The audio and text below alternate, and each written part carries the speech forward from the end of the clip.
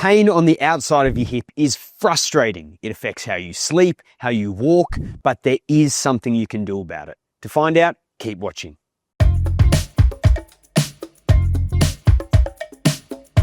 G'day, it's Jack and Alicia from Be Mobile Physiotherapy. Make sure you subscribe to our channel for more videos on increasing your strength and reducing pain. Now, you may have been diagnosed with Greater Trochanteric Pain Syndrome, which is more commonly known as hip bursitis or lateral hip pain.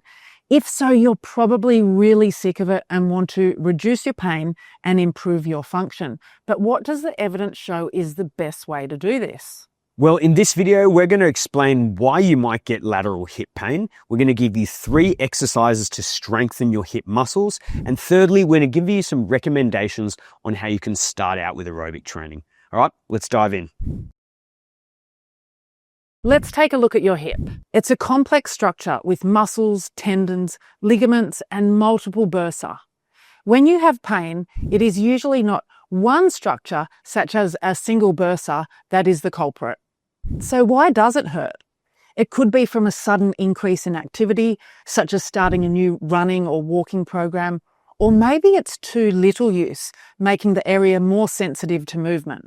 And sometimes pain comes out of nowhere. It can be influenced by many factors, like sleep and stress.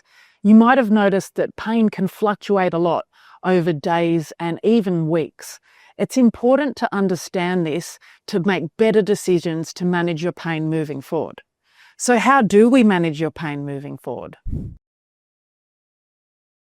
Well, as physiotherapists, we look to the science, and the current research points to a strong recommendation for exercise as a first-line treatment. In particular, resistance and aerobic training seem to lower pain scores and increase function in those with lateral hip pain. The British Medical Journal has put out a great infographic focusing on a recent trial comparing different treatments for lateral hip pain. So this trial compared pain and quality of life measures between 3 groups. The group that received education on how to manage load and were given exercises did the best. And this was compared to a corticosteroid injection and a wait and see approach. And even after 52 weeks, the education and exercise group was better off.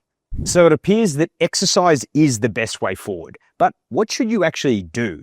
Well, now we're going to show you 3 key strengthening exercises for your hip, and then we're going to show you how you can modify them and make them more tolerable for your situation. Our first exercise is the side leg raise. So taking the leg out to the side like that. So this is really targeting all the muscles in the side of your hip. So your gluteus medius and minimus, and even at some of your oblique abdominal muscles. So easiest version is starting with a chair or something to give you some support.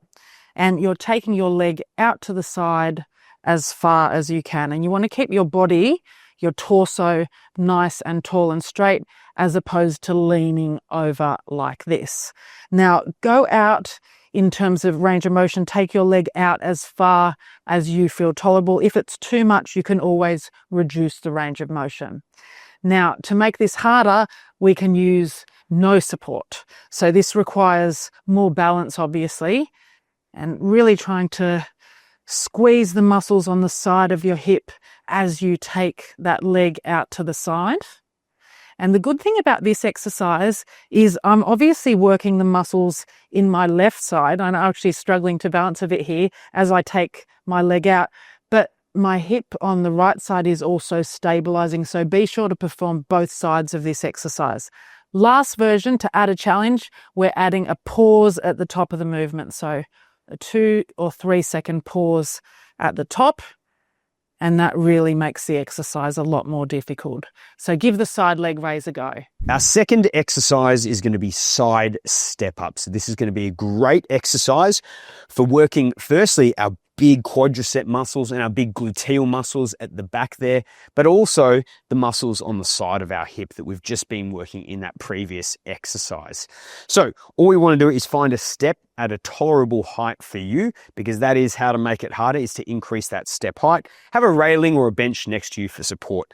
We're going to leave one foot up the whole time, and we're going to come up nice and slowly and then descend nice and slowly in a controlled manner, just like that. And I can really feel that both my quadriceps, my gluteal muscles on the side and at the back of my bottom there as well. I'll show you that from the side. So what you want to do is keep that leg up, come up to straight with a light touch with our other foot and back down.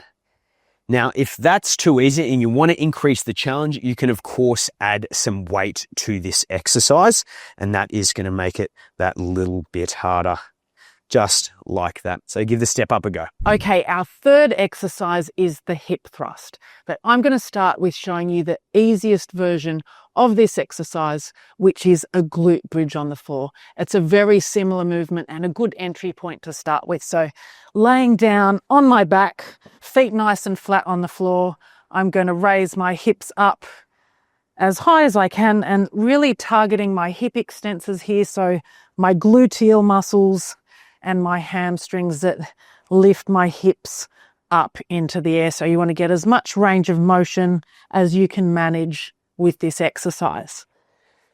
Let me show you a more difficult version now. Okay, let's take a look at the hip thrust. So you'll need a steady surface like a bench or a couch. And to set up, you're going to place your shoulder blades on that surface.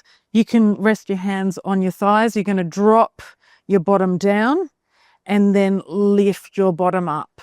So we're using all the same muscles as in the glute bridge, the glutes and hamstrings, but it is harder with your shoulders elevated. So work away at this exercise, and if it starts to become easy and you want to add more of a challenge, you can add a weight. So I've got a dumbbell here, and I'm just going to hold that on top of my hips and keep it supported and drop my hips down and then thrust my hips up into the air like that. So that is the hip thrust. Give it a go. Remember, some pain and discomfort is normal when working a sensitive area of the body.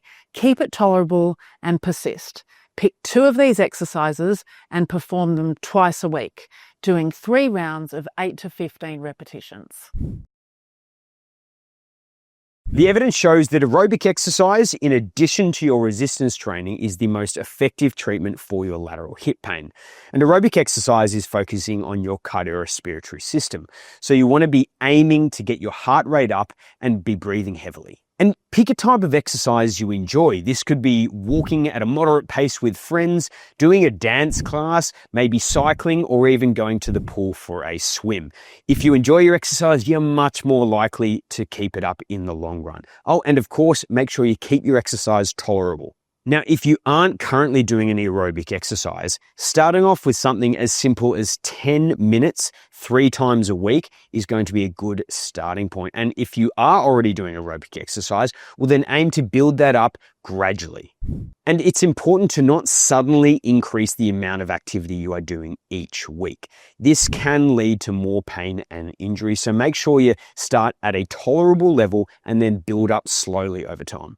Now you have the tools to reduce pain and strengthen your hips, but the key is consistency. So keep going even when progress feels slow. And if you found this video helpful, make sure you subscribe to our channel. And got any questions? Leave them in the comments below this video and we'll be sure to get back to you. Thanks for watching the video. We'll see you next time.